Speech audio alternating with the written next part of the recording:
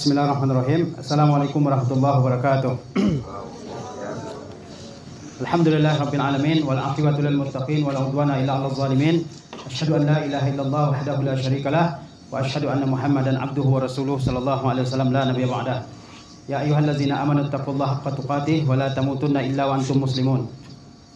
Pada pagi yang berbahagia ini kita kembali berkumpul di madrasah kita untuk melanjutkan perjuangan kita dalam thalabul ilmi.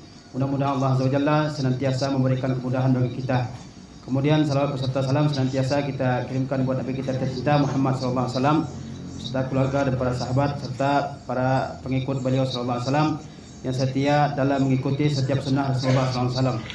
Pada pagi yang berbahagia ini, Ustaz insyaallah akan menyampaikan apel tausiah untuk kita semua dengan judul 3 dosa besar yang paling besar.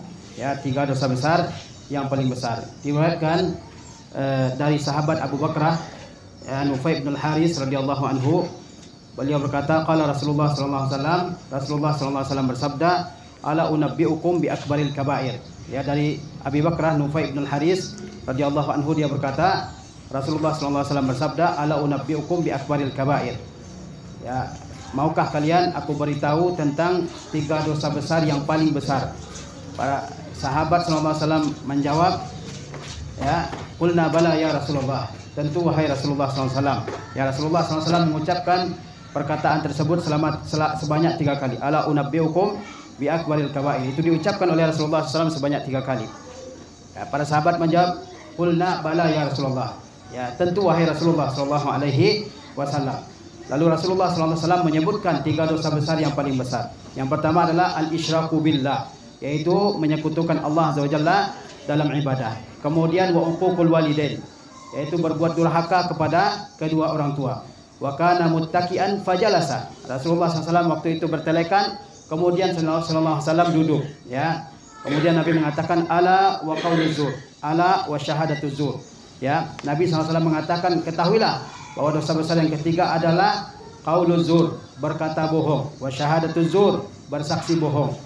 Ya. Famazala yukarriruha hatta qulna laitahu sakata. Maka Nabi sallallahu alaihi wasallam selalu mengulang-ulangi ucapan yang terakhir ini, ala wa qauluz zur, ala wa syahadatuz zur, sampai kami para sahabat berkata laitahu sakata. Mudah-mudahan Nabi sallallahu alaihi wasallam diam, karena para sahabat khawatir sesuatu yang diulang-ulang oleh Rasulullah SAW itu seolah-olah azab akan turun kepada mereka, atau mereka ya kasihan terhadap Nabi SAW yang senantiasa mengulang-ulang ucapan tersebut. Kita mengetahui bahwa dalam agama kita ada al-kabair dan as-saghair, yaitu dosa-dosa besar dan ada dosa-dosa kecil. Dan dosa-dosa besar tidak satu tingkatan, ada tingkatannya. Ya, dosa-dosa besar memiliki tingkatan-tingkatan. Ada dosa besar yang paling besar. Dosa besar yang paling besar adalah 3 dosa yang disebutkan oleh Rasulullah SAW dalam hadis ini, yaitu apa? Al-isyraku billah, menyekutukan Allah Azza wa Jalla dalam ibadah yang dilakukan oleh seorang. Kemudian yang kedua adalah uququl walidain, durhaka kepada kedua orang tua. Yang ketiga adalah qauluz zur wa syahadatuz zur, yaitu berkata bohong, bersaksi bohong. Ini adalah 3 dosa besar yang paling besar yang harus kita jauhi sejauh-jauhnya dalam kehidupan kita. Yang pertama adalah al-isyraku billah, menyekutukan Allah Azza wa Jalla. Allah Azza wa Jalla memerintahkan kita untuk beribadah hanya kepada Allah Azza wa Jalla. Ya, memurnikan setiap ibadah kepada Allah Azza wa Jalla. Ini kita sebut dengan at-tauhid, yaitu memurnikan setiap ibadah hanya kepada Allah Azza wa Jalla, tidak mempersembahkan ibadah apapun kepada selain Allah Azza wa Jalla. Jika seseorang mempersembahkan suatu ibadah sekecil apapun ibadah tersebut kepada selain Allah Azza wa Jalla, maka dia telah melakukan lawan dari tauhid, yaitu apa? Asyirk, kesyirikan. Kesyirikan itu adalah sarful ibadah li ghairillahi ta'ala, memalingkan suatu ibadah kepada selain Allah Azza wa Jalla. Ini disebut dengan asyirk, dan ini merupakan dosa besar yang paling besar. Dosa besar yang paling besar. Tidak ada lagi dosa besar yang lebih besar daripada kesyirikan ini. Karena ibadah itu adalah hak ya Allah Azza wa Jalla semata-mata. Tidak boleh dipalingkan kepada siapapun selain Allah Azza wa Jalla. Tidak boleh mempersembahkan ibadah apapun kepada selain Allah Azza wa Jalla. Baik kepada Nabi, tidak boleh beribadah kepada Nabi. Kepada wali, tidak boleh seorang beribadah kepada wali. Kepada malaikat, tidak boleh seorang mempersembahkan suatu ibadah kepada malaikat. Apalagi kepada yang kedudukannya lebih dari itu. Ya, kepada kiai, kepada habib, kepada syekh, kepada jin, pohon besar. Tidak patut seseorang mempersembahkan ibadah kepada semua itu. Karena ibadah itu adalah hak Allah Subhanahu wa taala semata-mata. Sebagaimana ya Nabi SAW bertanya kepada Muaz bin Jabal, "Ya Muaz, atadri ma haqqullahi 'alal ibad wa ma haqqul ibadi 'ala Allah?" Wahai Muaz, apakah kamu tahu apa hak Allah atas hambanya dan apa hak hamba atas Allah Azza wa Jalla? Kata Muaz bin Jabal, "Allah wa rasuluhu a'lam." Allah dan Rasulnya lah yang lebih mengetahui. Kemudian Nabi SAW menyebutkan apa hak Allah atas hambanya, yaitu apa? Haqqullahi 'alal ibadi an ya'buduhu wa la yusyriku bihi syai'a. Bahwa hak Allah atas hamba adalah mereka beribadah hanya kepada Allah SWT semata-mata dan tidak beribadah kepada apapun selain Allah Azza wa Jalla. Ini adalah hak Allah Azza wa Jalla atas hambanya. Tidak boleh melakukan ya kesyirikan sekecil apapun. Karena kalau seorang melakukan kesyirikan, maka sesungguhnya dia telah melakukan kezaliman yang paling besar. Allah Azza wa Jalla berfirman, "Inna syirka la zulmun azim." Sesungguhnya kesyirikan itu adalah kezaliman yang paling besar. Kenapa kesyirikan disebut kezaliman yang paling besar? Az-zulmu, ya kezaliman itu adalah wad'u syai'i fi ghairi mawdi'ihi al-la'iqi bihi. Ya, kezaliman itu adalah meletakkan sesuatu bukan pada tempat yang sesuai dengannya. Ibadah kemana diletakkan, kemana dipersembahkan, kemana diperuntukkan? Hanya kepada Allah Azza wa Jalla. Ketika seseorang tidak mempersembahkan ibadahnya kepada Allah Azza wa Jalla, maka sejatinya dia telah meletakkan sesuatu bukan pada tempatnya. Oleh sebab itu, kesyirikan ini adalah kezaliman yang paling besar, sebagaimana Allah Azza wa Jalla ceritakan tentang Luqman Al-Hakim yang mengatakan, "Ya bunayya la tusyrik billah." Wahai anakku, jangan kalian melakukan kesyirikan ya dalam ibadahmu kepada Allah Azza wa Jalla. Inna syirka la zulmun azim. Sesungguhnya kesyirikan itu merupakan kezaliman yang paling besar. Maka tidak boleh kita ya beribadah kepada selain Allah Azza wa Jalla. Boleh berdoa kepada selain Allah? Tidak boleh. Berdoa hanya kepada Allah Azza wa Jalla. Meminta pertolongan, minta pertolongan kepada Allah Azza wa Jalla. Boleh minta pertolongan kepada makhluk dengan dua syarat, yaitu makhluk tersebut ada di hadapan kita dan dia mampu untuk mewujudkan apa yang kita minta kepadanya. Ya, kalau minta rezeki, minta kepada Allah Azza wa Jalla. Minta pertolongan kepada Allah Azza wa Jalla. Sebagaimana kata Allah, "Iyyaka na'budu wa iyyaka nasta'in." Hanya kepada Engkau lah, wahai Rabb kami beribadah kepada Engkau dan hanya kepada Engkau kami meminta pertolongan. Ketika kita istighasa, yaitu meminta perlindungan kepada Allah Azza wa Jalla di saat sulit, maka minta perlindungan kepada Allah Azza wa Jalla. Sebagian orang yang mengaku muslim, ketika mereka berada dalam kesulitan, mereka tidak meminta pertolongan kepada Allah, tapi kepada ya imam-imam mereka, kepada wali-wali mereka. Mereka mengatakan madad ya Husain, madad ya Badawi dan sebagainya. Padahal Allah Azza wa Jalla yang maha kuat, ya, yang maha berkuasa, yang maha mengabulkan doa seorang hamba. Ya. Di antara bentuk kesyirikan adalah bernazar ke kubur-kubur, ya, mempersembahkan suatu nazar ke kubur. Kalau penyakit saya sembuh, nanti saya nazar ke kubur seksi anu, ya. Begitu juga menyembelih untuk kubur-kubur tertentu, untuk tempat-tempat yang dianggap menakutkan, untuk tempat-tempat yang dianggap menyeramkan. Ini adalah kesyirikan. Di antara bentuk kesyirikan, datang kepada dukun-dukun, paranormal, orang pintar. Ini adalah kesyirikan. Kata Nabi SAW, man ata kahinan fasaddaqahu ya falam tuqbal faqad kafara bima unzila ala Muhammadin SAW. Man ata kahinan fasaddaqahu faqad kafara bima unzila ala Muhammadin SAW. Barang siapa yang datang ke dukun, ya, lalu dia percaya dengan apa yang dikatakan oleh dukun, maka dia telah kafir kepada Al-Quran yang diturunkan kepada Nabi Muhammad SAW. Ya, sebelumnya Nabi SAW bersabda, "Man ata kahinan fasa'alahu an syai'in lam tuqbalahu salatun arba'ina laila." Barang siapa yang datang ke dukun lalu bertanya kepada dukun itu tentang sesuatu, tidak terima salatnya selama 40 malam. Tapi dia tetap wajib mengerjakan salat. Maksud tidak diterima adalah Allah tidak memberikan pahala atas salat yang dia kerjakan. Bukan berarti dia tidak ya mengerjakan salat. Jangan sampai seorang berpikiran ya kalau orang datang ke dukun kemudian ya ngapain dia salat?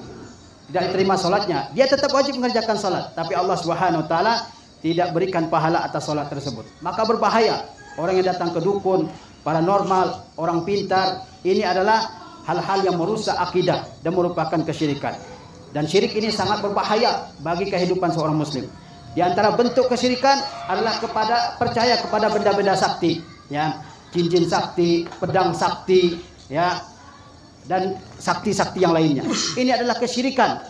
Ini adalah kesyirikan, ya, yang tidak boleh dipercayai oleh seseorang. Ada jimat, ya, yang membuat seseorang kelihatan hebat, ya. Ada pelet dan sebagainya. Ini merupakan bentuk-bentuk kesyirikan yang harus dijauhi oleh seseorang dalam kehidupannya. Kemudian, ya, kesyirikan ini adalah bahaya yang paling besar. Apabila seseorang mati dalam keadaan melakukan kesyirikan, tidak bertaubat, ya, dari kesyirikannya, maka Allah Subhanahu wa taala tidak akan ampuni dosanya. Ini bahayanya.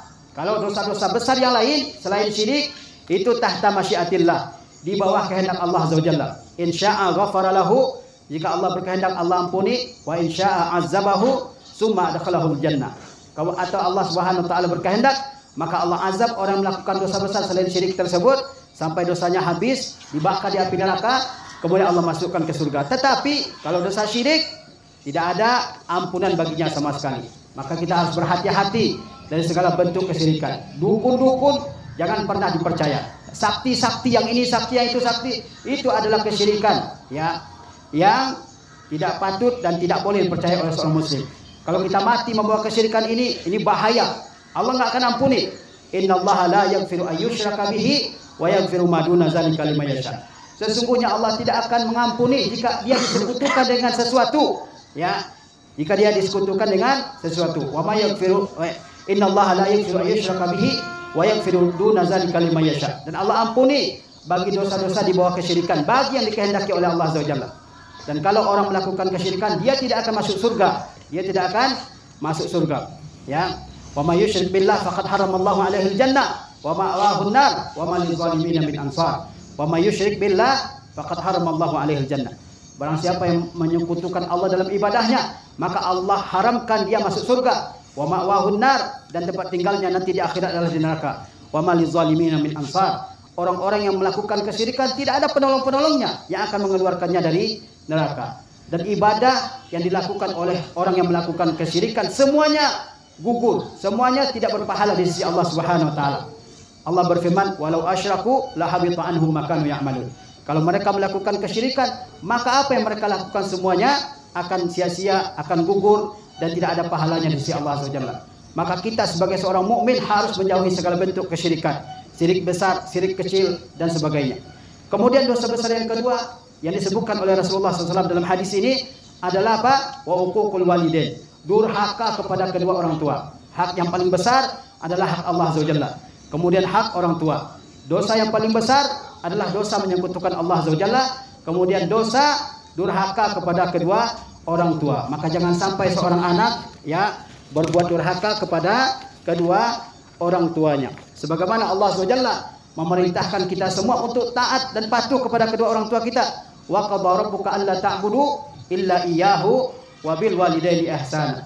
Dan Tuhanmu telah menetapkan, ya, agar kalian semua tidak beribadah kepada Allah Azza wa Jalla wa bil walidaini ihsana.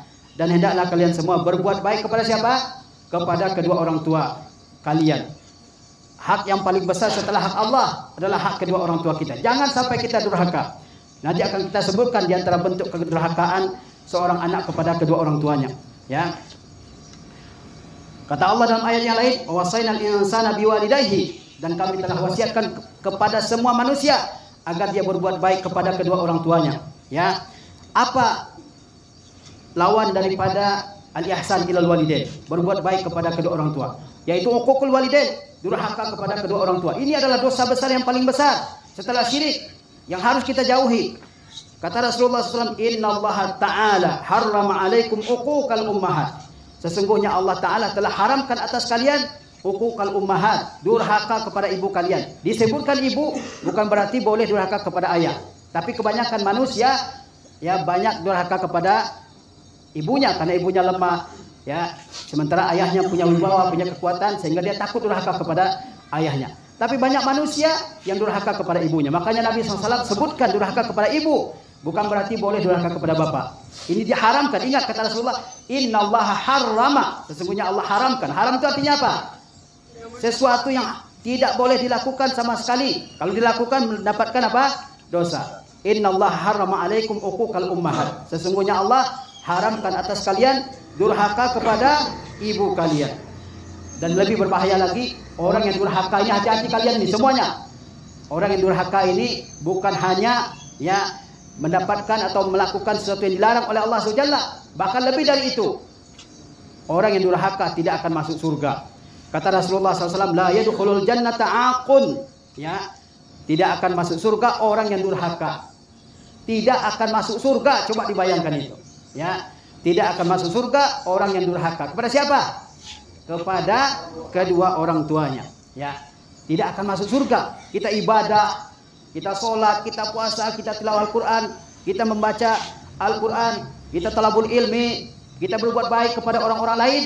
Tapi kalau durhaka kepada kedua orang tua, maka tidak akan masuk surga. La yadkhulul jannata aqun. Tidak akan masuk surga orang yang durhaka kepada kedua orang tua.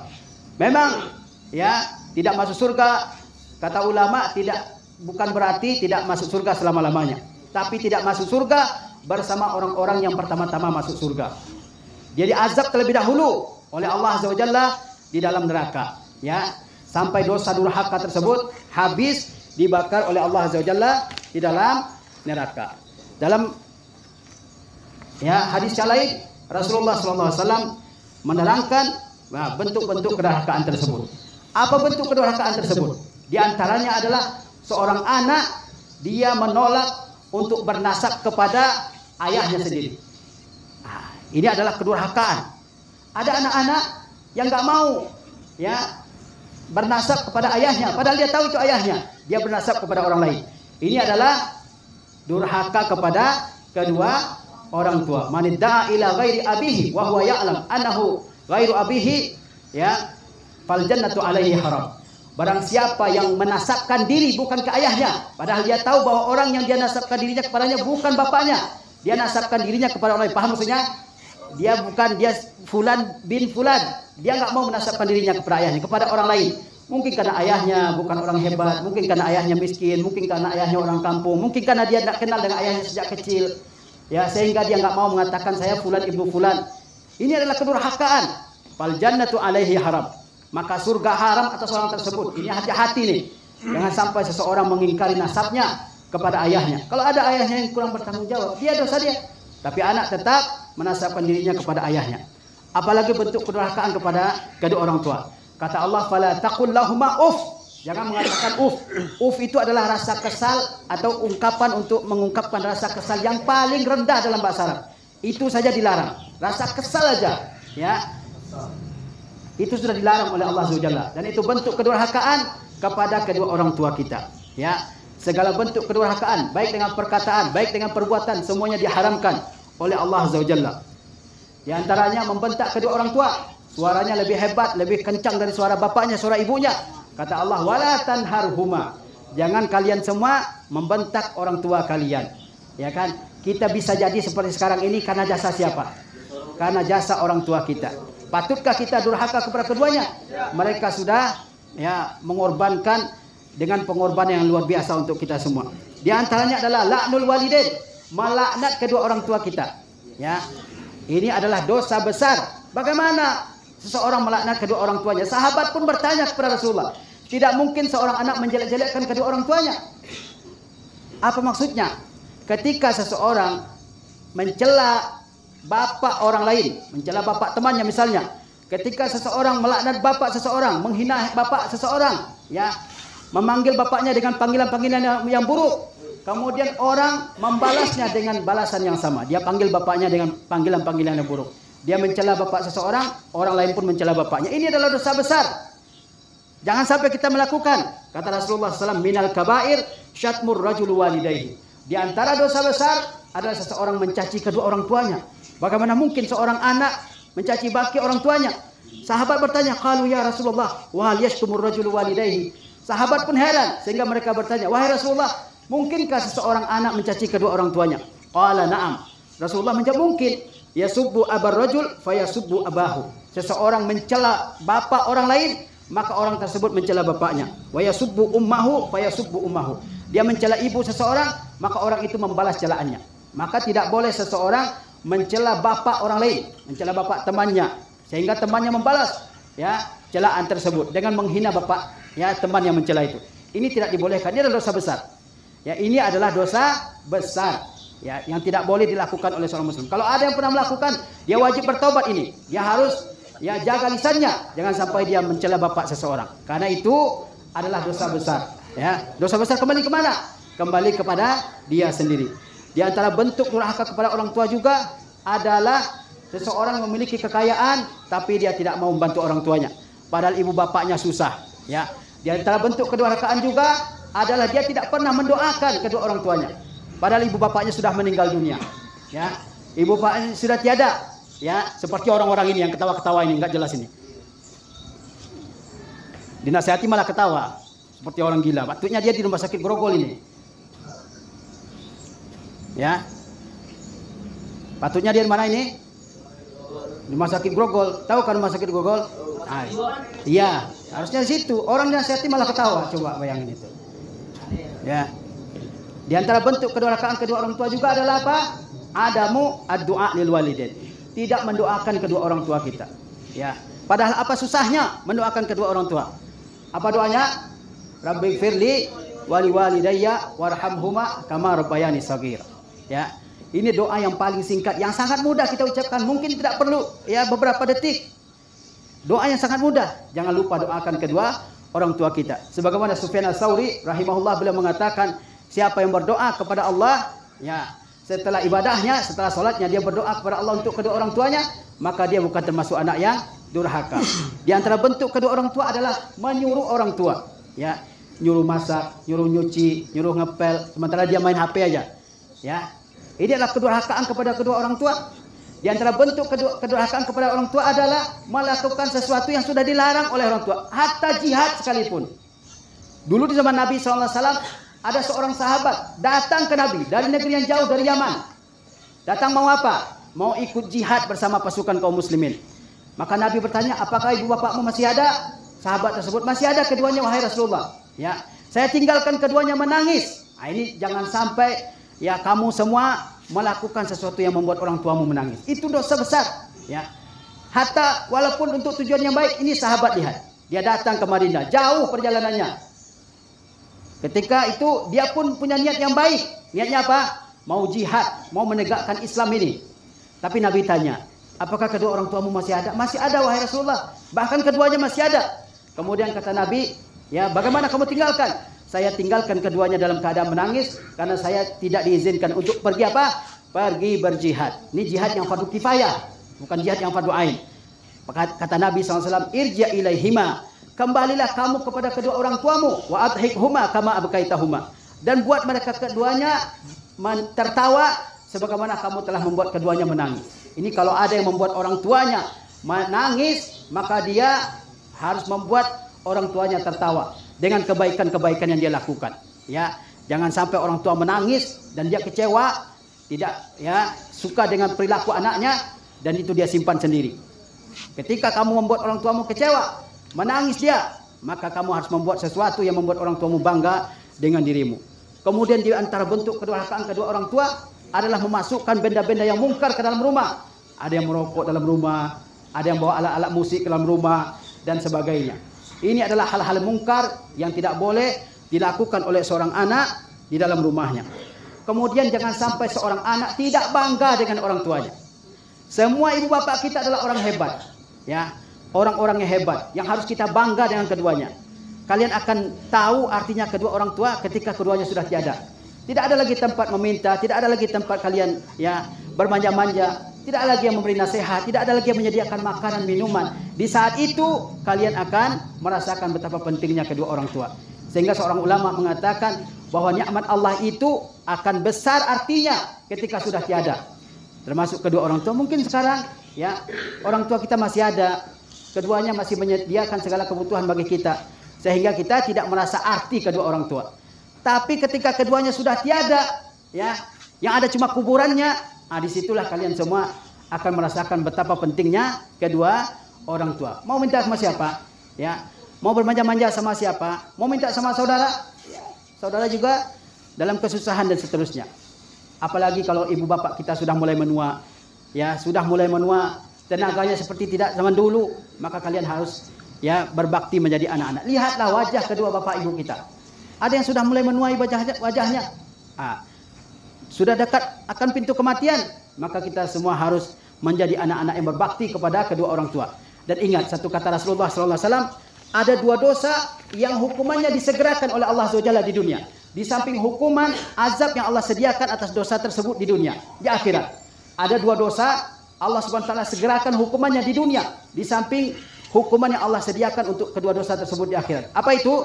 Yaitu dosa al-baghyu wal-uquq. Al-baghyu itu berbuat zalim ke orang. Ada seseorang zalim ke orang lain, pasti dia rasakan dampaknya di dunia, selain dampak di akhirat. Begitu juga al-uquq, durhaka kepada kedua orang tua. Kalau ada seseorang durhaka kepada orang tuanya, pasti dia akan rasakan akibat buruknya di dunia ini sebelum dia mati. Di samping ya hukuman yang akan diterima di akhirat. Maka berhati-hatilah kita semua. Kalau kita durhaka kepada ibu kita, bapak kita, nanti kalian semua punya anak juga akan membalas kedurhakaan yang sama. Ya, itulah di antara dampaknya daripada dosa durhaka kepada kedua orang tua di dunia. Kita punya anak nanti, ya kalian juga punya anak, dan dia juga akan durhaka kepada kedua orang tua. Oleh sebab itu kita harus berbuat baik sebaik mungkin kepada kedua orang tua. Bikin bangga orang tua kalian dengan hafalan kalian, dengan ilmu kalian, dengan adab kalian, dengan kesopanan kalian. Jangan tiap hari laporan-laporan ke orang tua adalah laporan-laporan yang buruk, yang membuat keduanya tidak bangga. Ya, jangan sampai seperti itu.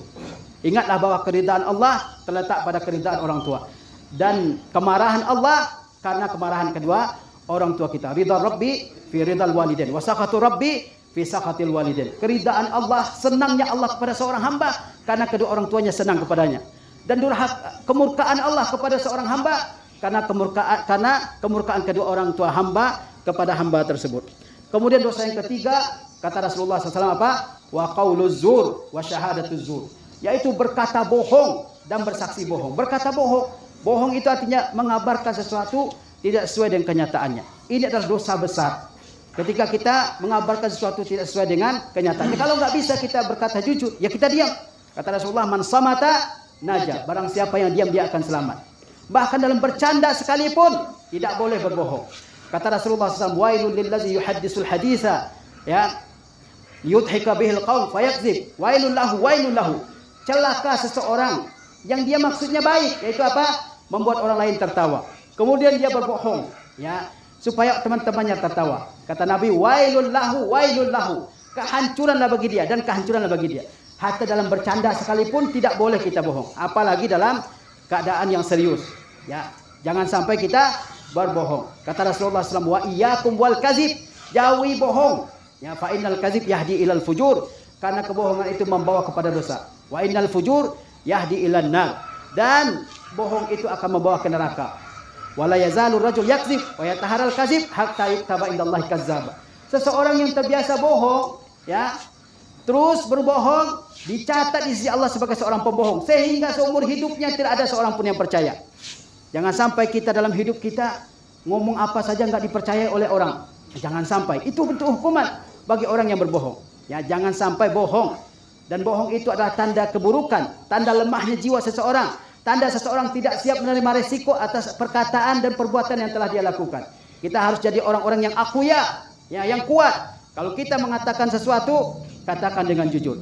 Kalau kita melakukan sesuatu, buat dengan jujur.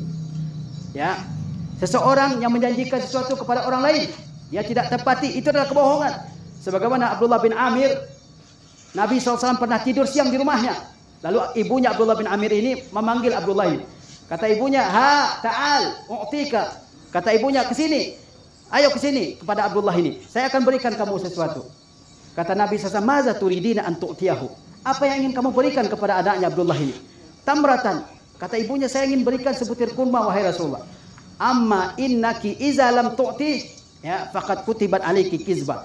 Kalau kamu tidak jadi berikan, kamu sudah dicatat satu dosa bohong terhadap dirimu. Yang kedua adalah syahadatuz zur, kesaksian palsu. Ketika seseorang diminta untuk bersaksi di pengadilan misalnya, lalu dia bersaksi dengan kesaksian palsu, maka ini adalah dosa besar yang paling besar. Dia berdosa atas dirinya sendiri, dia berdosa atas orang yang dia berikan saksian kepadanya, dan dia juga berdosa kepada orang yang menjadi lawannya. Oleh sebab itu 3 dosa besar ini menyekutukan Allah, durhaka kepada kedua orang tua, berkata palsu, dan juga bersaksi palsu harus kita jauhi dalam kehidupan kita ini. Semoga kita menjadi hamba-hamba yang senantiasa beribadah kepada Allah, taat kepada kedua orang tua, dan berbuat baik kepada segenap manusia. Itulah kunci kehidupan berbahagia dalam kehidupan ini. Senantiasa ibadah kepada Allah sepanjang hidup kita. Wa'bud rabbaka hatta ya'tiyakal yaqin. Beribadahlah sampai datang kematian. Ya, yang kedua apa? Berbuat baik kepada kedua orang tua. Tidak akan celaka, tidak akan sengsara orang yang berbuat baik kepada kedua orang tuanya. Ya. Orang-orang kufar saja. Kamu lihat orang-orang Cina, ya.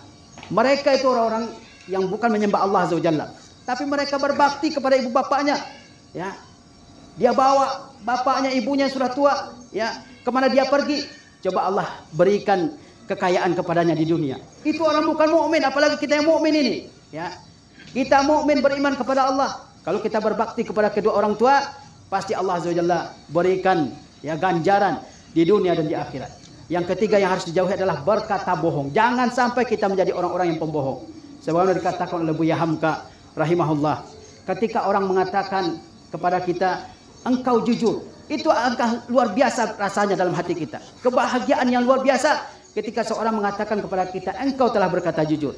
Tapi kalau sebaliknya orang mengatakan kepada kita, kamu bohong, itu alangkah beratnya terasa dalam diri seseorang. Fakun sadiqan, maka jadilah kamu orang yang jujur dalam setiap perkataan dan perbuatanmu.